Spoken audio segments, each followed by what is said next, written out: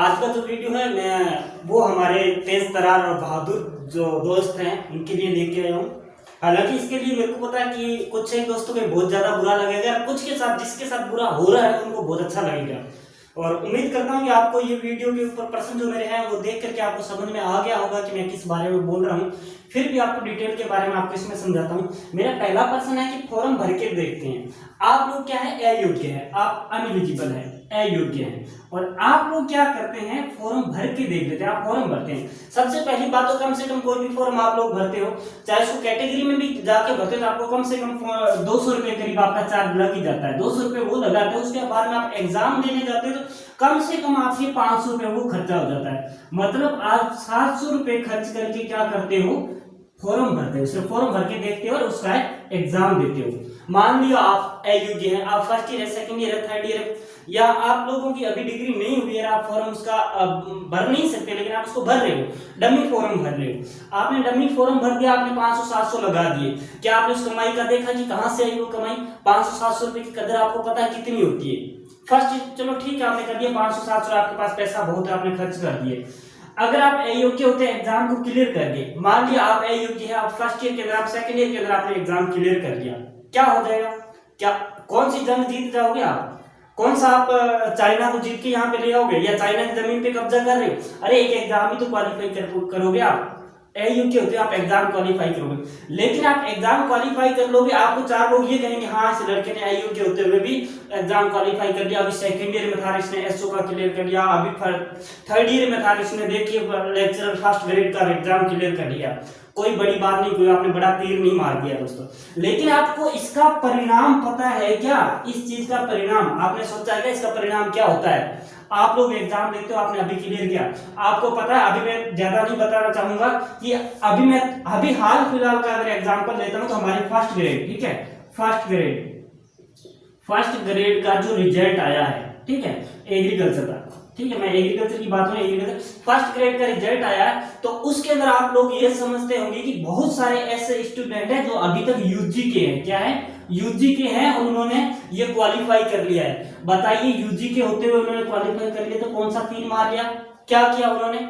लेकिन इसका दुष्परिणाम देखिए आप, ये यूजी के होते हुए भी इन्होंने क्वालिफाई कर लिया तो इसकी जगह पे बाहर कौन से हुए? बाहर वो हुए जिनके पास बीएड थी, जो योग्य थे और जिनकी बेचारे की एज भी, उन दोस्तों की एज कम से कम 38 से 40 साल, जो इस साल ये लास्ट जिनकी वैकेंसी थी और इस उम्र के थे, और वो उनको बाहर निकाल करके यूजी वालों ने क्वालिफाई कर लिया। अब बताइए दोस्तों, जो ये लोग हैं जिनकी लाइफ का लास्ट एग्जाम था, इनके साथ क्या बीतेगी? आपने यूजी में क्लियर कर लिया, आपको कौन सा भारत रत्न मिल गया, लेकिन आपने कभी इनके बारे में सोचा इनकी लाइफ कहाँ गई है? अरे इनकी लाइफ तो सोचिए।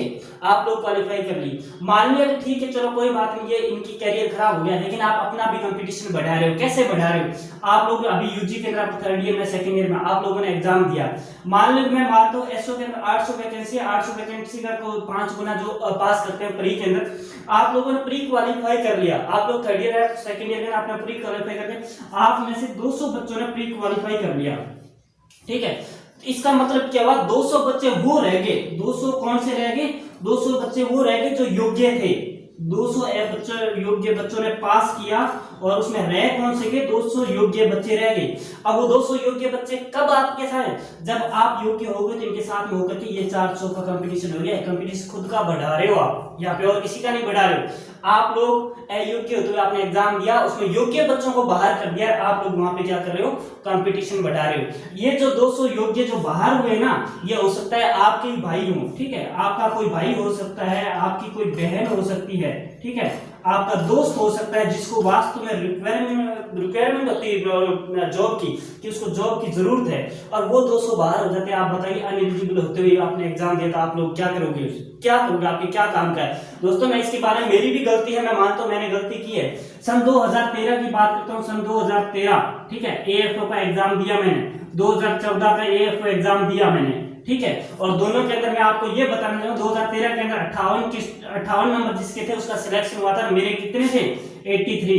बताइए, मैं 83 वाला भी आज यही हूँ और 58 नंबर वाले वो सिलेक्शन हो गया। और उसके बाद में 2014 में भी मेरे इसमें जो है 77 नंबर थे, ठीक है, और 2014 के अंदर भी मैं क्वालिफाई नहीं था, एलिजिबल नहीं था, लेकिन वो सबसे मेरी बड़ी भूल थी, मैं उसको मानता हूँ मेरी भूल थी, मेरे को ऐसे एग्जाम नहीं रहे, क्योंकि मेरी जगह जो दूसरे बच्चे जो डिस्क्वालीफाई हो गए, जो बाहर हो गए, उनके साथ में क्या मिला, आज वो हमारे साथ में कंपटीशन में उतर रहे हो, कंपटीटर बन के उतर रहे हो।